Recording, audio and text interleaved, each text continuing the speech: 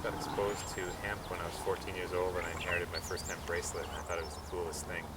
I first discovered hemp foods when I met Martin and Alex back in about 1996 and started studying the nutritional properties of hemp seed.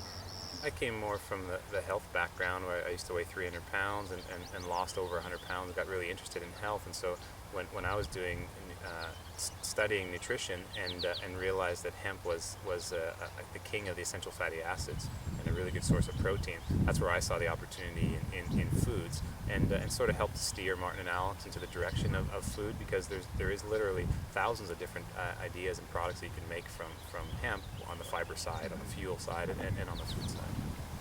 Hemp oil was the first product that I got a chance to try, and I quickly fell in love with the essential fatty acids in hemp oil and the wonderful flavor of it, and I thought the whole world has to experience this.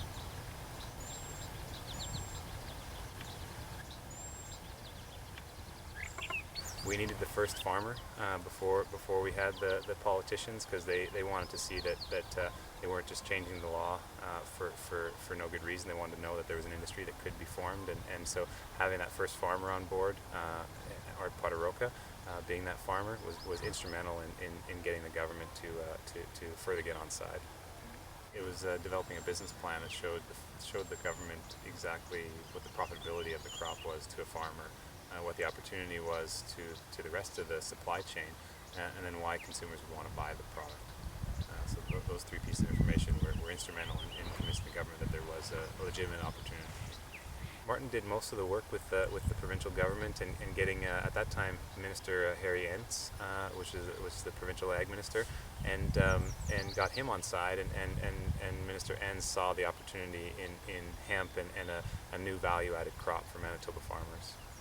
The UN treaty clearly states that cannabis and high THC forms of cannabis, like marijuana, are illegal in UN countries, but low THC varieties of the crop, commonly referred to as industrial hemp, which are used for seed and fiber, are legal in UN countries.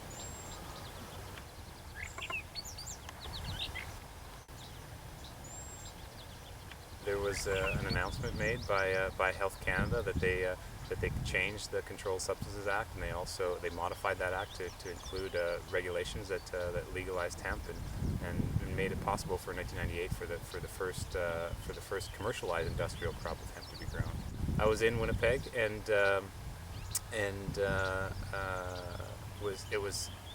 I don't exactly remember where I was, but I remember the excitement was fully in the air, and it was an excitement that lasted for several weeks and months, because people just didn't believe that something as monumental as changing a law happened, and changing a law to make hemp available, that we were successful in that, because it was a good 4 or 5 year battle to be able to get the laws changed.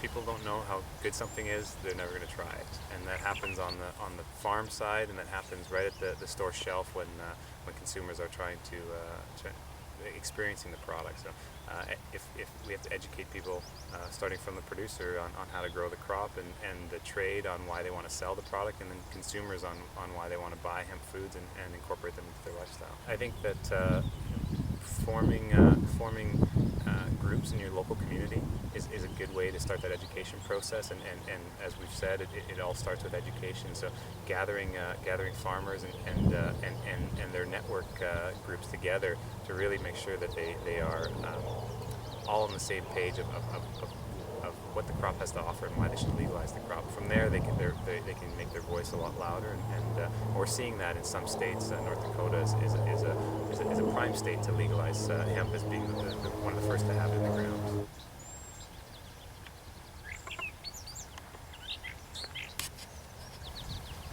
It's come a long way from that first year that hemp was legalized in Canada in 1998.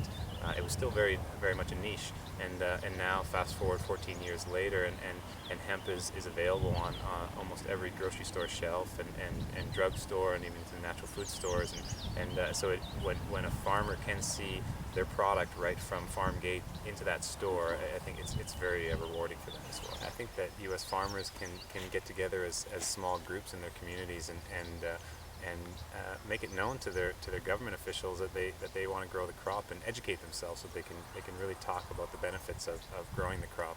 And I think U.S. citizens can write into their local government officials, or write to Congress and tell them that hemp should be legalized. And for the same way, they should educate themselves about the nutritional benefits of hemp foods and all the values that hemp products bring, and let the government know, and they'll be successful. They'll change the laws.